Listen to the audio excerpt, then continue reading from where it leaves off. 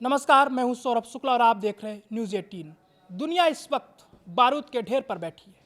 Iran और America के बीच छिड़ी जंग ने पूरे मिडिल ईस्ट को दहला कर रख दिया है, लेकिन इसकी तपिश 7 समंदर पार बीजिंग में महसूस की जा रही है।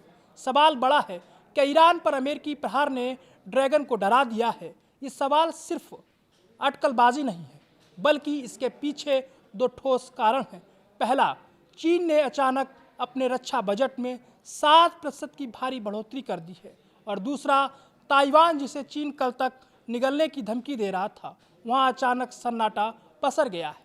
पिछले एक हफ्ते से ताइवान की सीमा में चीन का एक भी फाइटर जेट नजर नहीं आया है।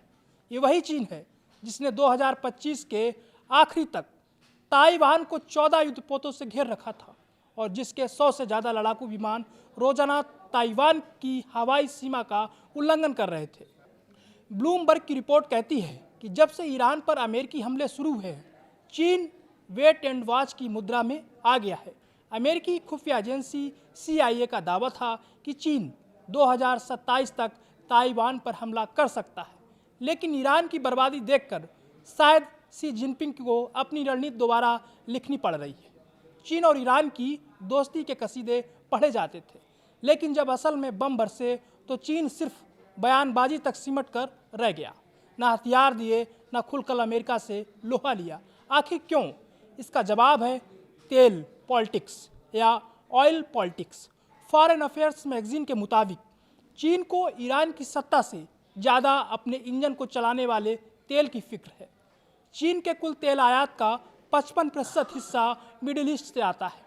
इसमें से करीब 13% तेल अकेले ईरान सप्लाई करता है। बीजिंग को डर है कि अगर अमेरिका ने ईरान में तख्ता पलट कर दिया तो चीन की इकोनॉमी का पहिया थम जाएगा। युद्ध के इस माहौल में चीन ने अपनी सेना का बजट 7% बढ़ा दिया है। ये इस बात का संकेत है कि चीन को समझ आ गया है कि सिर्फ गीदड़ भभकी से काम नहीं चलने वाला है। अगर कल को अमेरिका का रुख ताइवान की तरफ मुड़ा तो चीन को अपनी सुरक्षा के लिए भारी कीमत चुकानी होगी।